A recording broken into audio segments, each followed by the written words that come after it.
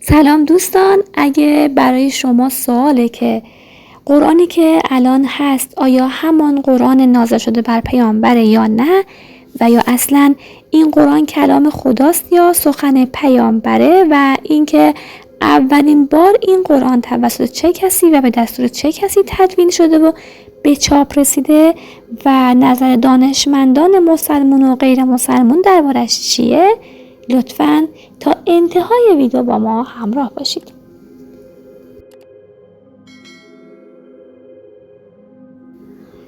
قرآن کتاب مقدس مسلمان است و به اعتقاد مسلمان این سخنان که توسط فرشته وحی به نام جبرئیل علیه السلام بر پیامبر اسلام حضرت محمد نازل شده مستقیم از جانب خداست.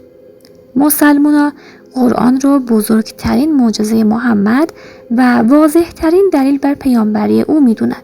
زبان قرآن به عربی کلاسیک و واژه قرآن به معنی خوندنیه و به قرآن کریم و قرآن مجید معروفه.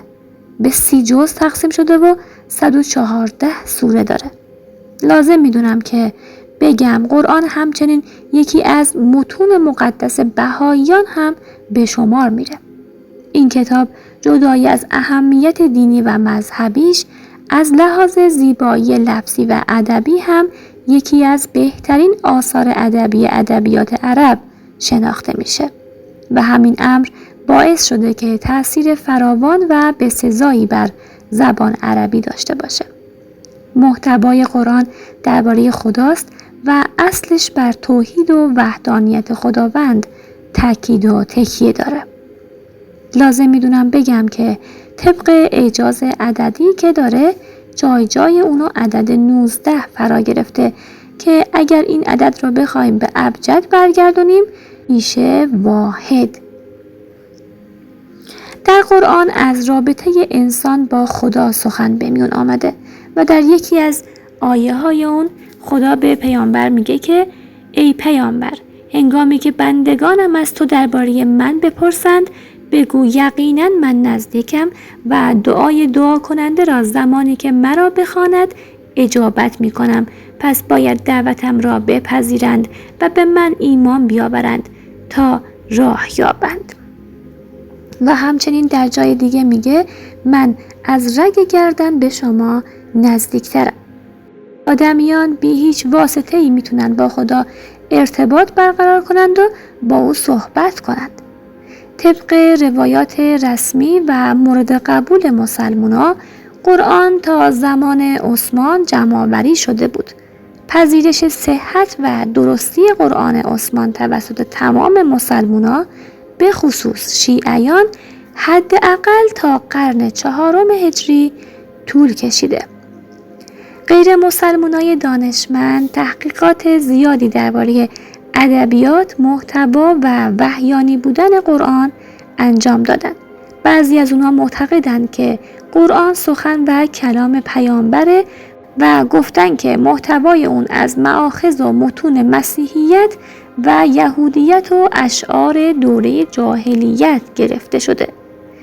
عده‌ای هم با اینکه معتقد نبودند که قرآن کلام وحیه ولی با این وجود اونو برتر از کلام انسانی دونستن. مثلا نظر ریچارد بیل اینه که از اینکه در قرآن سجع و تکرار و تشبیه فراوان به کار رفته، این به خاطر تأثیر گرفتن از متون یهودی و مسیحی و دین و آیین حنفا بوده.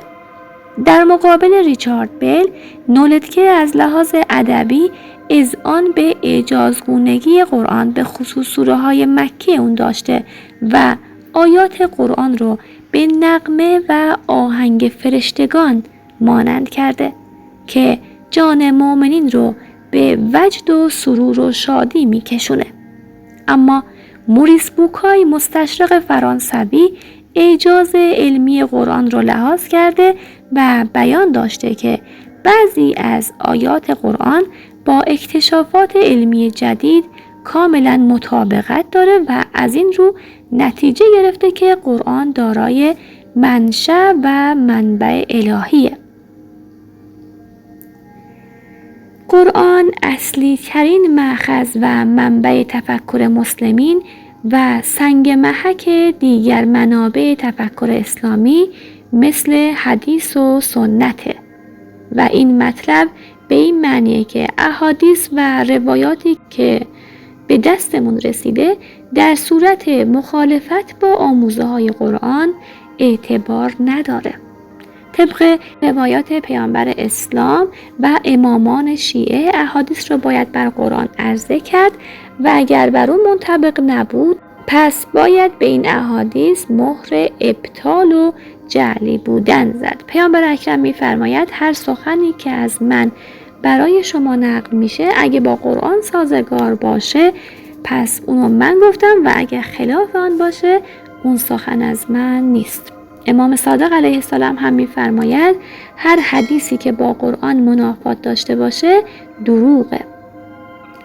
پس از رحلت پیامبر اصحاب بزرگ او اقدام به جمع کردن قرآن کردند و به خاطر همین مصحف‌های زیادی تدوین شد که به خصوص در ترتیب سوره ها و نحوه قرائت با همدیگه فرق داشتند و هر کدوم قرائت خودش رو صحیح میدونست. به خاطر همین عثمان گروهی رو انتخاب کرد تا مصحف‌ها یکیشن و به خاطر همین این گروه افراد رو به اقصی نقاط سرزمین‌های اسلامی رهسپار کرد تا هر چی از قرآن موجود هست رو جمع کنند و همچنین دستور داد همه‌شون رو از بین ببرند و این احتمال قوی برمیگرده به سال 25 سال قمری. طبق روایاتی که در دسترس هست گویا امامان شیعه با یکی کردن مصحف‌ها و همچنین با قرآنی که به دستور عثمان تدوین شد موافق بودند. به نقل سیوطی از امام علی علیه السلام عثمان درباره یکی کردن قرآن‌ها با علی علیه السلام مشورت کرده بوده و امام علی هم با این عمل موافق بوده است.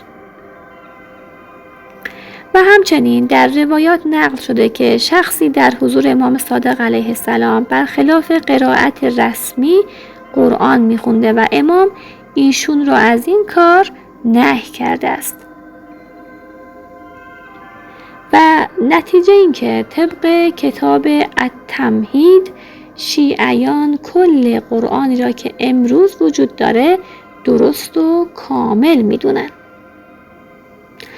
ممنونم که با ما همراه بودید. اگر از این مدل ویدیوها خوشتون میاد لطفاً کانال ما را سابسکرایب کنید و لایک و کامنت هم فراموشتون نشه.